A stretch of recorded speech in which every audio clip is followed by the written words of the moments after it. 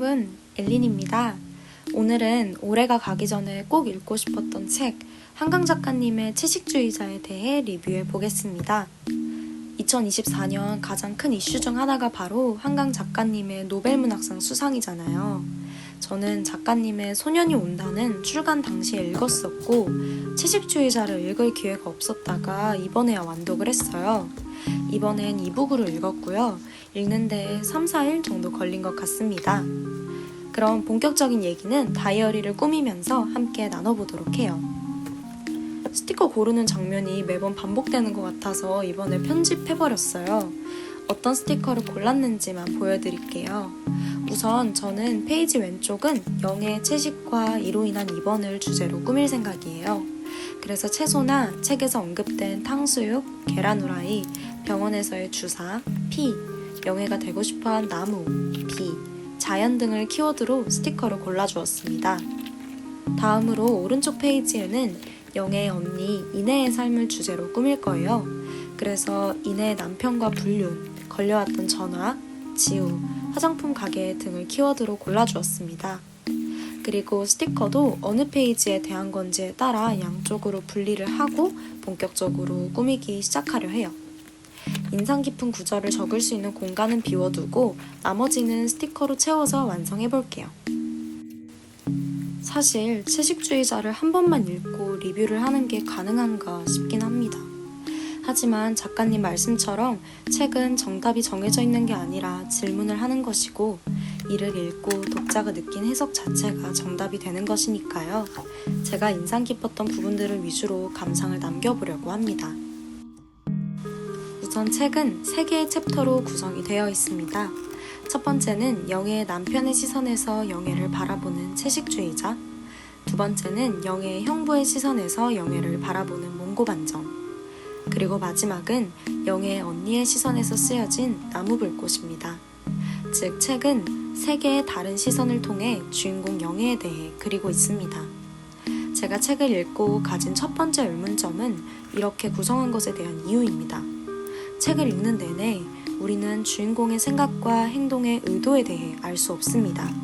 주인공의 관점에서 이야기가 전개되지 않기 때문이죠.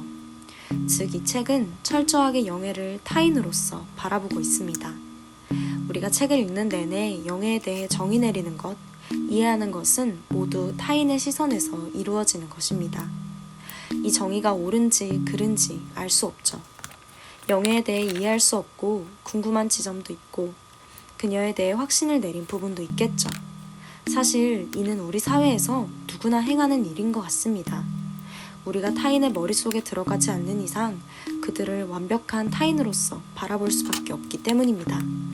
이러한 정의 내리기를 통한 오해와 일반화에서 오는 폭력이 책에서 직시한 첫 번째 폭력이라고 할 수 있겠습니다. 다음으로 저에게 든 질문은 채식주의자 혹은 식물이 이 책에서 의미하는 것이 무엇인가 입니다. 책의 앞부분에서 사람들이 채식을 하는 이유에 대해서 언급하는데요. 어떤 것도 영예가 채식을 하는 것을 설명할 수 없습니다. 영예의 채식은 그런 것과 다른 의미를 지닌다고 볼 수 있죠.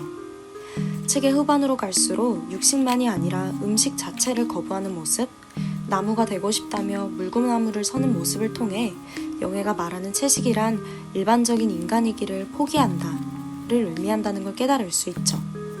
그리고 이 과정에서 가족들로부터 겪는 강요, 즉 폭력이 책에서 그리는 두 번째 폭력이라고 생각합니다. 하지만 저는 책을 읽는 내내 영예에게만 연민을 느끼거나 피해자라고 생각을 하지 않았어요. 오히려 언니인 이내의 입장에선 불륜의 상대이자 가해자라는 생각이 들죠. 어쨌든 우리는 인간으로 태어났기에 인간성을 버리려는 것 자체가 다른 인간에게 폭력이 될 수 있는 것입니다. 그러한 불가결의 폭력이 세 번째 폭력이라 할 수 있겠습니다. 특히 방금 언급한 두 가지 폭력이 저는 가장 인상 깊었던 게 서로 대응되는 느낌이 들었기 때문입니다.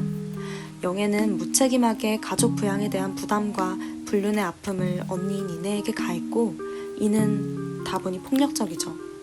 그리고 이런 영예를 비정상이라고 판단하고 정신병원에 가둔 것에 대해서도 이내는 자신이 폭력적이라고 표현합니다. 이 대목쯤에서 인간은 서로에게 폭력을 가할 수밖에 없는 걸까? 라고 자문하게 되는데요. 그럼 이에 반대되는 개념은 무엇일까? 이를 극복하기 위해선 어떻게 해야 할까? 저는 그에 대한 답 또한 책에서 찾을 수 있다고 생각합니다. 바로 돌봄이죠. 영애를 돌보기로 마음먹고 이를 위해 주변 의료진에게 폭력을 가한 영애처럼 말이죠. 그리고 그런 인간으로서 우리가 해야 하는 것은 우리는 언제나 의식적이든 무의식적이든 폭력을 가하는 동물임을 인정하며 어떤 것을 위하는 순간 그에 대응하는 폭력이 다른 상대에게 가해진다는 사실을 명심하는 것 아닐까요? 또 불가결하게 폭력적인 이상 항상 누군가를 돌보기 위해 마음먹고 행동하는 것. 그래서 적어도 내가 돌보기 위한 사람을 지키기 위해서만 폭력을 행하는 것이 최선이 아닐까. 그리고 그에 대한 괴리감과 죄책감을 항상 받아들이며 사는 것이 인간이 아닐까 생각하게 되더라고요. 이게 제가 채식주의자를 읽는 내내 느꼈던 불편함에 대한 해답이었습니다. 사실 솔직하게 이야기하자면 책을 읽는 내내 혹은 책을 다 읽자마자 와, 이 책은 내 인생 책이다 라거나 와, 이 책은 진짜 노벨상을 받을 만하다 라는 생각이 들었던 것은 아닙니다. 책이 별로였다는 게 아니라 직관적이지 않은 만큼 와닿지 않았다고 해야 할까요? 특히 2부에 담겨있는 적나라한 표현들은 지금 생각해도 굳이 이렇게까지 표현해야 하나? 라는 생각이 들었습니다. 하지만 이렇게 우리가 외면하고 싶어하고 불편해하는 것을 담는 것이 정확히 작가의 의도이지 않았나 싶은 생각이 들더라고요. 그리고 왜인지 모르게 책을 다 읽고 난 뒤에 눈물이 흘렀습니다. 진짜 왜 눈물이 났는지 저도 잘 모르겠는데요.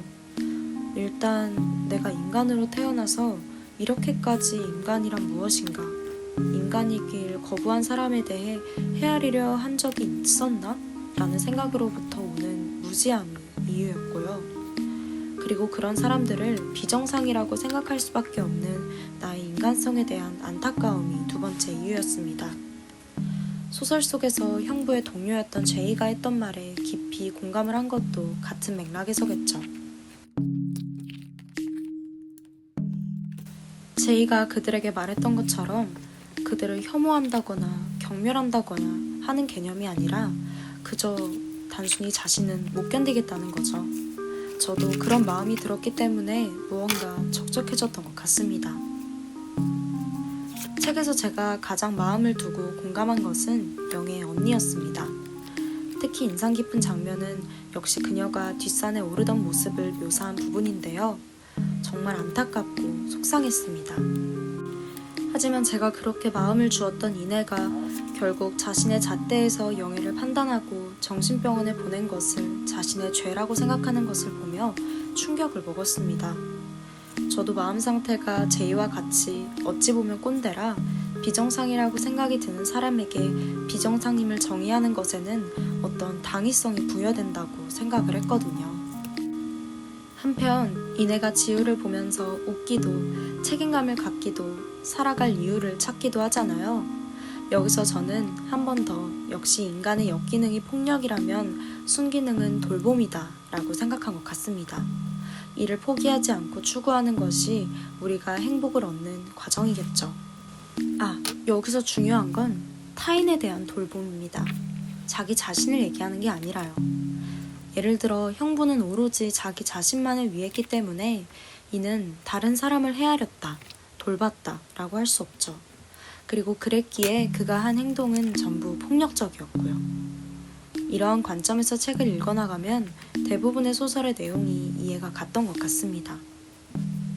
이렇게 소설에 등장하는 등장인물마다 가해자이기도 피해자이기도 하고 폭력에 대한 관점이 전부 달라 어느 시선에서 생각하냐에 따라 달라지는 부분이 잘 쓰여진 소설이라고 생각되는 이유가 아닌가 싶습니다. 소년이 온다는 읽자마자 정말 감탄을 하고 인생책이라고 생각했던 것과 달리 채식주의자는 되려 물음이 많이 남는 책인 것 같습니다. 하지만 이렇게 생각할 거리를 파격적인 인상을 남겨주는 것 자체가 이 책을 읽을 만한 충분한 가치이지 않나 생각하며 여러분도 읽어보시길 추천드립니다. 자, 이제 남은 부분에도 마저 스티커를 붙여주고 꾸미기를 마무리해볼게요.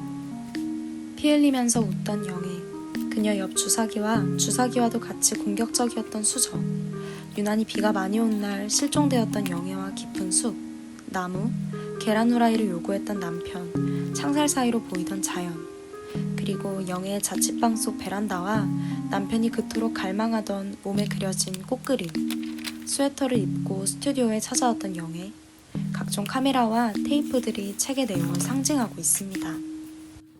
책을 읽으면서 표시해두었던 인상 깊은 구절도 다이어리에 기록해 줄 거예요. 몇 가지를 여러분들께도 읽어드릴게요. 적당히 살이 붙은 처형의 몸매, 사근사근한 말씨, 커다랗게 쌍꺼풀진 눈을 바라보며 나는 내가 잃고 살아왔을지 모를 많은 것들을 아쉬워했다. 그는 불확실하지만 낙관적인 예감을 품고 있었다. 수백 번의 입맞춤의 기억이 그의 입술을 덮었다. 그는 눈물이 날 것 같았는데 그것이 추억 때문인지 우정 때문인지 아니면 이제 곧 그가 넘으려는 경계에 대한 두려움 때문인지 잘 알 수 없었다. 꽃과 짐승과 인간의 뒤섞인 한 몸 같을까? 산다는 것은 이상한 일이라고 그 웃음의 끝에 그녀는 생각한다. 어떤 일이 지나간 뒤에라도 그토록 끔찍한 일들을 겪은 뒤에도 사람은 먹고 마시고 용변을 보고 몸을 씻고 살아간다. 때로는 소리내어 웃기까지 한다. 아마 그도 지금 그렇게 살아가고 있을 거라는 생각이 들 때 잊혀졌던 연민이 마치 졸음처럼 쓸쓸히 불러일으켜지기도 한다.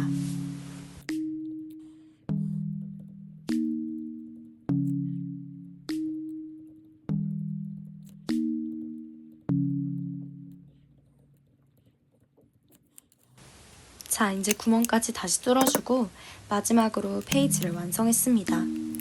이제 다이어리에 페이지를 끼워 넣어줄게요.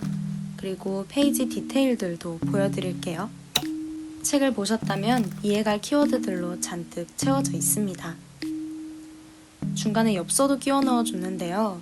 앞면에는 유난히 비가 많이 온 날 실종되었던 영애와 깊은 숲을, 뒷면은 영애의 자취방 속 베란다를 나타내고 있습니다. 베란다에 새 한 마리 붙여줄 걸 그랬네요.